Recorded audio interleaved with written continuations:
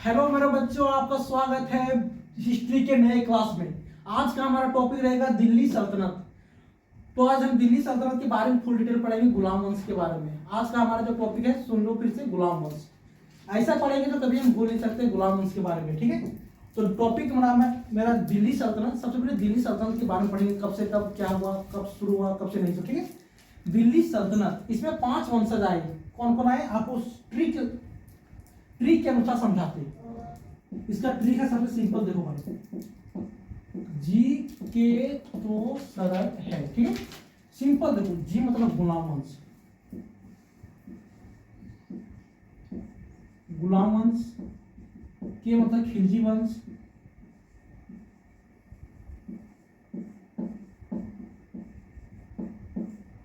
तुगलक वंश,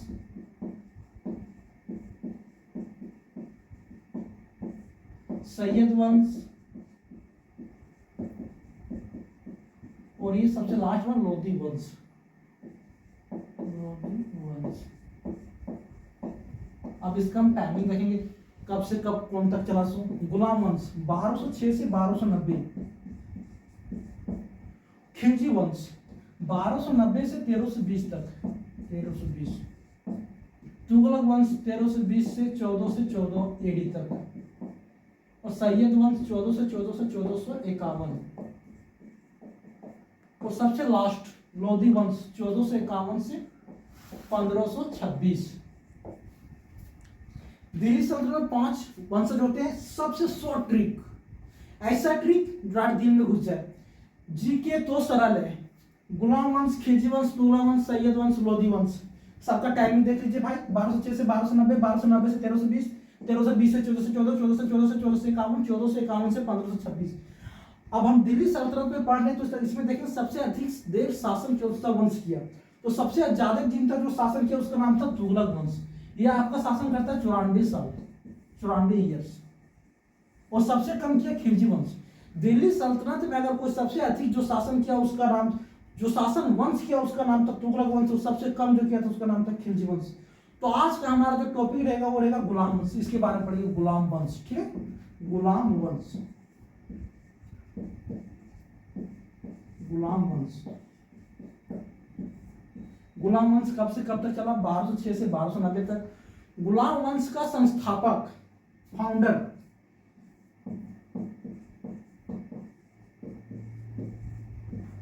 कुतुबुद्दीन ऐबक था। गुलाम वंश का संस्थापक कुतुबुद्दीन ऐबक, कुतुबुद्दीन ऐबक, कुतुबुद्दीन ऐबक। ऐबक का मतलब होता है चंद्रमुखी, चंद्रमुखी। कुतुबुद्दीन ऐबक ने इसका संस्थापक था, फाउंडर। कुतुबुद्दीन ऐबक ने आखिर कौन कौन सा काम किया, कौन कौन सा नहीं किया, उसके बारे में आज पूरा फुल्ली डिटेल पढ़ेंगे। तो सबसे पहले इन्होंने एक कुव्वत इस्लाम मस्जिद का निर्माण किया। कुव्वत इस्लाम मस्जिद,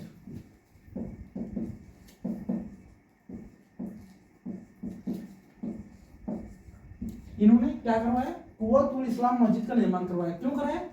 कुव्वत इस्लाम मस्जिद का निर्माण कराने का जो मकसद था वो यह था कि भारत में इस्लाम धर्म का प्रचार करना। उसके बाद उन्होंने क्या किया, एक और मस्जिद बनाया जिसका नाम था 2.5 दिन का झोपड़ा। 2.5 दिन का झोपड़ा, 2.5 दिन का झोपड़ा। 2.5 दिन का झोपड़ा का भी ये कहाँ पे है? ये भी एक मस्जिद है जो है अजमेर में, अजमेर में है, ठीक है। कुव्वतुल इस्लाम मस्जिद का निर्माण करवाया, 2.5 दिन का झोपड़ा। और सबसे इंटरेस्ट चीज, कुतुबुद्दीन ऐबक को लाख बख्श कहा जाता है। लाख बख्श जिसे कहा जाता है, लाख बख्श। आखिर लाख बख्श का मतलब क्या होता है? लाख बख्श का मतलब होता है जो लाखों लाखों का दान करता था। कुतुबुद्दीन ऐबक ऐसा आदमी था जो लाखों लाखों करोड़ों का दान करता था, इसलिए इसे लाख बख्श कहा जाता है, ठीक है। अब इसके बारे में पढ़ेंगे हम लोग एक चीज और, कुतुबुद्दीन ऐबक ने क्या किया। कुतुब मीनार, कुतुब मीनार का जो नींव रखा था, नींव वो इन्होंने ही रखा था, ठीक है। जो इसको 3 मंजिला, कुतुब मीनार को 3 मंजिला तक जो लेके गया था, जिसका नाम था इल्तुतमिश। इसके आगे पढ़ेंगे इल्तुतमिश। और जो पूरा कंप्लीट कराया कुतुब मीनार का, जिसका नाम था फिरोज शाह तुगलक। अरे ऊपर लिख के करा लियो है ना? स्टार्ट।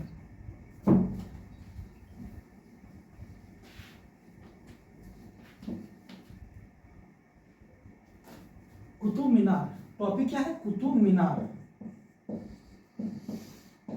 3 मंजिला तक लेके गया था, जिसका नाम था इल्तुतमिश, और जो उसको पूरा पूरा फिनिश किया, जो उसको पूरा फिनिश किया, जिसका नाम था फिरोज शाह तुगलक। सब इसी के अंदर आता है, दिल्ली सल्तनत के अंदर फिरोज शाह तुगलक। ये तुगलक वंश से था, जो दिल्ली सल्तनत में सबसे अधिक जो शासन किया था वो तुगलक वंश का था, और ये इसी वंश का है, तुगलक वंश का। कुतुबुद्दीन ऐबक का मृत्यु 1210 ईस्वी में, 1210 ईस्वी में कुतुबुद्दीन ऐबक की मृत्यु हो जाती। कैसे होती? खेल के मैदान में, खेल के मैदान में इसकी मृत्यु हो जाती है। कौन सा खेल खेला था ये? पोलो, या इसका दूसरा नाम कहते हैं चौगान, पोलो या चौगान। दिल्ली सल्तनत के बारे पढ़ रहे थे, गुलाम वंश के सबसे शुरुआती संस्थापक, जिसके बारे में पढ़े कुतुबुद्दीन ऐबक के बारे में। इसको एक चीज और कहा जाता है, गुलाम वंश का वैधानिक संस्थापक। Very important question SSC CGL MTS के लिए बार बार आता है ऐसा क्वेश्चन। वैधानिक सुल्तान कौन है? तो कुतुबुद्दीन ऐबक होगा।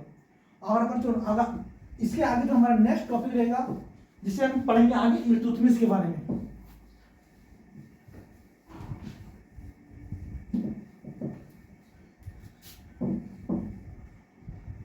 नेक्स्ट हमारा रहेगा इल्तुतमिश।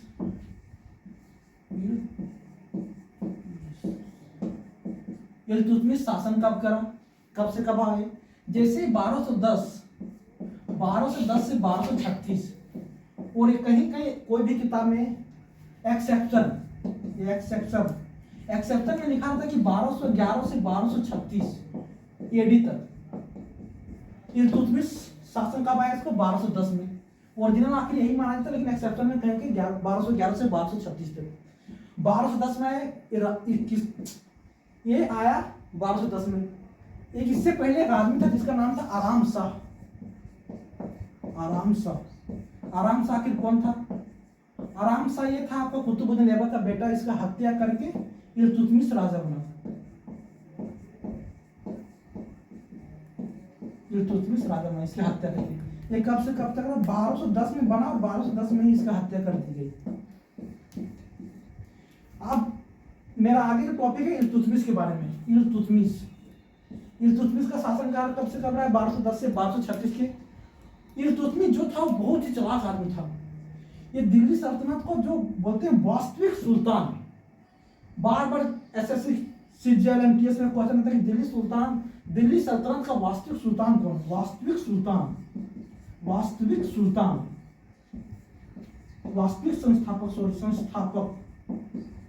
संस्थापक कौन है आपका? इल्तुतमिश।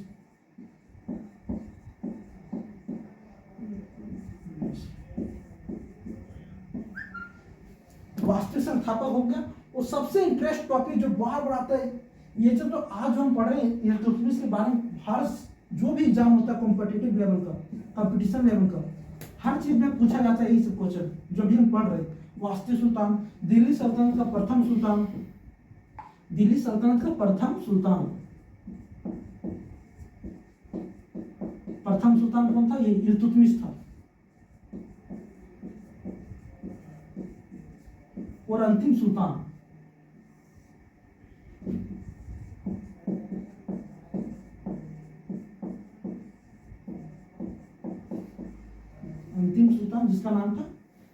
जिसका नाम था अंतिम सुल्तान इब्राहिम लोदी।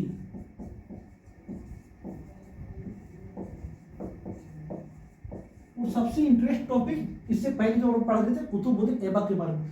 कुतुबुद्दीन ऐबक ने अपनी राजधानी दिल्ली से लाहौर ले गया था। कौन? कुतुबुद्दीन ऐबक, दिल्ली से लाहौर। और जस्ट इसका उल्टा क्यों किया? ये इल्तुतमिश लाहौर से दिल्ली लेते आए अपनी राजधानी, लाहौर से दिल्ली पे पुनः वही जगह पर लेते आए जहां से पहले पर था। और एक और मोस्ट क्वेश्चन, सबसे वीवीआई क्वेश्चन, कुतुबुद्दीन ऐबक का मकबरा दफनाया कहाँ गया है इसको?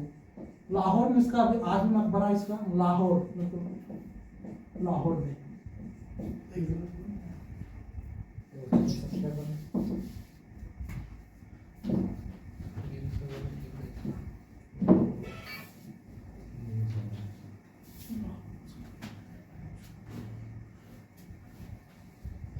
इल्तुतमिश पढ़ रहे थे हम लोग क्या? इल्तुतमिश। इल्तुतमिश ने बहुत सारे अच्छे अच्छे काम किए, बहुत सारा काम जो इसे खराब किया, बहुत सारा काम इसे जो बहुत ही अच्छा किया। आखिर ये अच्छा काम क्या किया, इसको आगे हम लोग पढ़ते हैं। इल्तुतमिश ने एक प्रथा चालू की जिसका नाम था एकता प्रथा, एकता प्रणाली, एकता प्रणाली, एकता प्रणाली। एकता प्रणाली का अर्थ होता है वेतन, वेतन के स्थान पर जमीन दे देना। और सबसे मस्त वीवीआई क्वेश्चन जो बार बार एक बार एसएससी जीडी में आया था क्वेश्चन, ये जो भी हम पढ़ेंगे, तुर्कन ये चहलगानी, तुर्कन ये चहलगानी, चहलगानी, तुर्कन ये चहलगानी के संस्थापक कौन थे? इल्तुतमिश। इसका जो आरंभ शुरुआत किया था तुर्कन ये चहलगानी, इसका मतलब क्या था? अर्थ तुर्कन ये चहलगानी का अर्थ होता है 40 गुलामों का दल, 40 गुलामों का दल। और इसका अंत कौन करेगा? तुर्कन ये चहलगानी का खत्म, मतलब अंत कौन करेगा? बलबन करेगा इसका अंत। बलबन हो गया, तुर्कन ये चहलगानी हो गया, एकता प्रणाली। और सबसे इंपॉर्टेंट क्वेश्चन ये है कि इल्तुतमिश ने भारत दिल्ली सल्तनत के अंदर जो चल रहा था उस समय सिक्का चलवाया, जिसे तांबा, तांबा का जो सिक्का चलाया उसका नाम था जीतल, और चांदी जिसका नाम था टाका, चांदी, टाका। ये question SSC GD, CHSL, MTS में बार बार रिपीट होता है क्वेश्चन। इल्तुतमिश ने चांदी का जो सिक्का चलाया था उसका नाम क्या था? टाका। तांबा को जगह चलाया था उसका नाम था जीतल। इल्तुतमिश के बारे में इतना पढ़े, एकता प्रणाली। और सबसे इंपॉर्टेंट क्वेश्चन 1215 ईस्वी में तराइन का तृतीय युद्ध, तराइन का तृतीय युद्ध हुआ, किसके शासनकाल में हुआ? इसी के शासनकाल में वो तराइन का तृतीय युद्ध किसके बीच में हुआ? इल्तुतमिश, इल्तुतमिश वर्सेस अल्दोज। ये अल्दोज कौन था? ये आपका मोहम्मद गोरी का गुलाम था, मोहम्मद गोरी का गुलाम। मोहम्मद गोरी का क्या गुलाम है? 4 आपको बताए थे कल। आखिर मोहम्मद गोरी का कितना गुलाम था? 4। इसी में एक और गुलाम था जिसका नाम था कुतुबुद्दीन ऐबक। इस युद्ध को कौन जीत जाता है? Iltutmish. Iltutmish one this battle, one this battle. और सबसे इंटरेस्ट चीज, चंगेज खान, चंगेज खान ने 1221 ईस्वी में भारत पर पहली बार आक्रमण किया।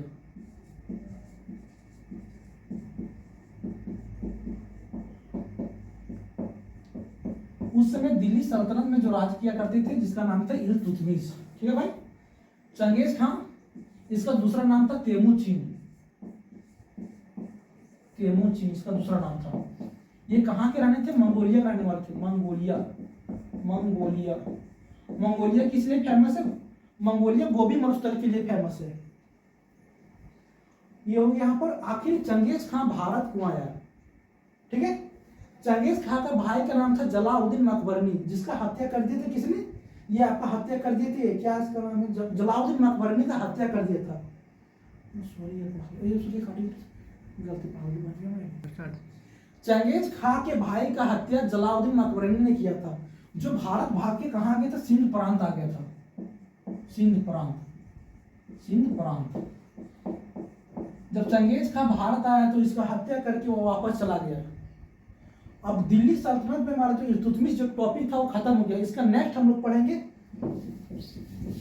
रजिया सुल्तान के बारे में पढ़ेंगे।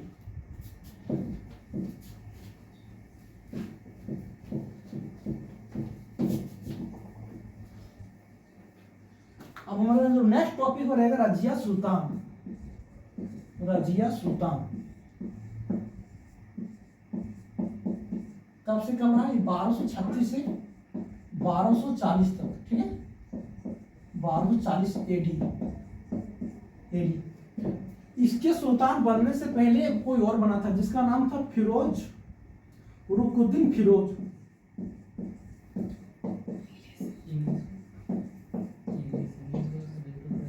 रुकुद्दीन फिरोज आखिर कौन है? रुकुद्दीन फिरोज ये बना 1236 में, और 1236 में इसको मौत का घाट उतार दिया गया ईस्वी में।